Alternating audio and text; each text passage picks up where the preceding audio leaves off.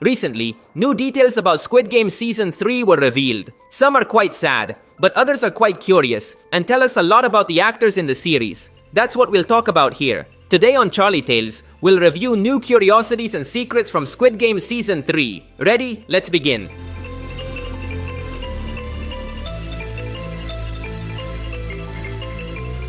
The first curiosity connects with Season 2. In the doll game, Gi-hun asked everyone to form lines. This served so that the players in the front could protect those behind. The interesting thing is that in this scene, we can see player 120 protecting Namgyu and the YouTuber player. This is a sad irony, because these two characters would end their lives in the maze game. The director predicted everything from the beginning.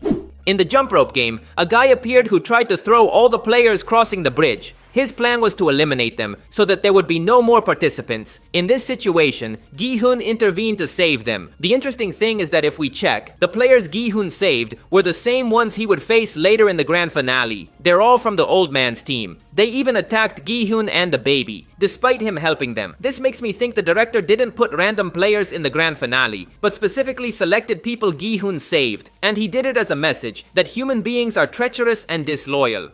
In the jump rope game, we can see that Namgyu's legs are shaking. Many thought this was because he was suffering from drug withdrawal symptoms. But the truth is, no. Namgyu does this when he feels very afraid. This can only be seen in a deleted scene from Season 2. In this scene, we see Namgyu in the pentathlon game. He had to spin the top, but kept failing. Here we see how Namgyu's legs shake out of fear of failure. And in this scene, he wasn't suffering from withdrawal symptoms. Namgyu's shaky legs are a characteristic of his character, but much of this was deleted from the series. Many wonder how production created the baby of player 222. The most obvious answer is CGI, but recently the production confirmed that it wasn't just special effects. They also used a hyper-realistic robot that moved just like a real baby. By combining this robot with CGI, they achieved the result we saw. But why didn't they ever use a real baby? There are several explanations. Firstly, because obviously it would have been too dangerous to shake a baby in risky scenes. But it was also because in Korea, the laws for using infants so small are very strict. That's why we can't even see a real baby in simple scenes without any danger. The only time a real baby was used is when the police officer receives her. This was possible because several months had passed, and the laws are more flexible with older babies.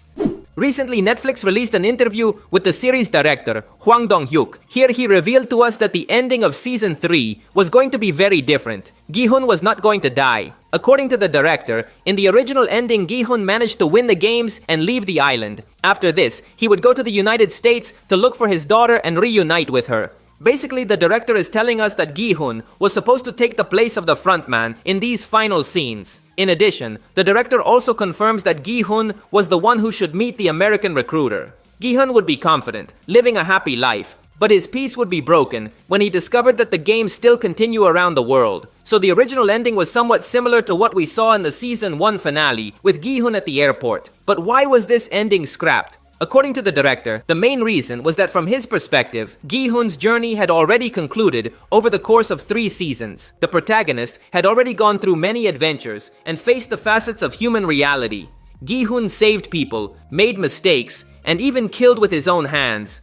At this point, the best way to end his story was by sacrificing his life for someone defenseless like the baby. Basically, the director is saying Gi-hun's story ended. There was no need to stretch it further.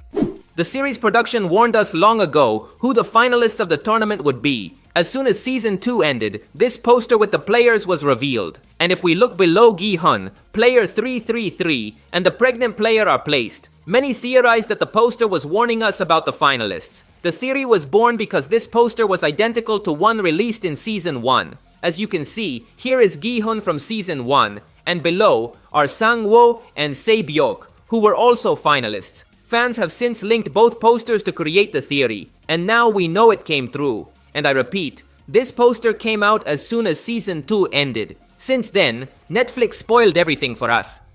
Before the finals, the frontman made the decision that the baby of player 222 would also count as a player. This decision was controversial, but the interesting thing is that it was predicted since Season 2. In the carousel game, the frontman was on Gi-hun's team and made a joke about the baby. They were a group of 5, but he said that if they were asked to form a group of 6, they would still be complete thanks to the baby. The psychopath had already thought of the baby as a full player back then. Spoilers that went too far. In the grand finale, we met this player, number 203. Many considered him a random, irrelevant character, but he's played by an actor you've probably seen before. This is Choi Gui-wa, whom we already saw in the popular movie Train to Busan. In that story, he played the homeless man who saved the protagonist of the story many times. We must remember that the protagonist of that movie was Gong Yoo, who is now the recruiter in Squid Game. Everything is connected. After the premiere, many fans started writing to the actors of Squid Game, and surprisingly some responded. The most notable is actor Lee Sung-woo, who played player number 226. This player was the friend of the evil old man, and also fought against player 120 in the maze game. Many fans wrote to him on Instagram to congratulate him on his work, and the actor responded with kind messages. The actor is really friendly. He even uploads to his Instagram stories, with videos and photos made by his fans. If any of you write to him and get a response, please let me know in the comments.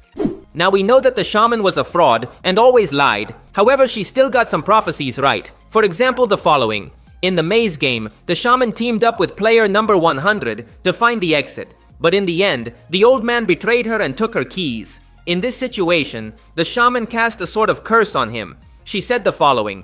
The gods will crush you. They will break your spine and skull. Then they will explode your organs, and you will agonize in pain until you die.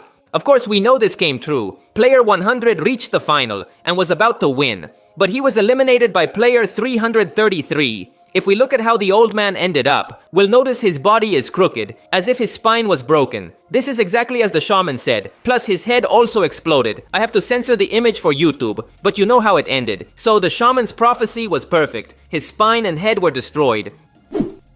Before I leave, I want to talk about something important. Recently, news went viral about a supposed interview with the series director. In it, the director confirmed that if Thanos had survived, he would have protected the baby of player 222. He even said that Thanos would have helped player 222 cross the bridge carrying her. I've seen this information on many pages and videos, and even fans have created comics and animations about the topic. So, I started investigating, and I have to tell you something sad. This information is false.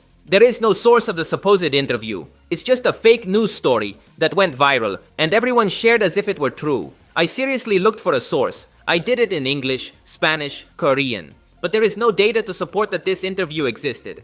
I wish it were real, but I have to tell you the truth. If any of you find the genuine source, you can send it to me, and I'll gladly make a video about it. That's all for today. If you liked the video, you'd really help me out by leaving a like. That would be legendary. Also, remember to subscribe to see more videos like this. Thanks for listening. My name is Charlie, and I'll see you in the future.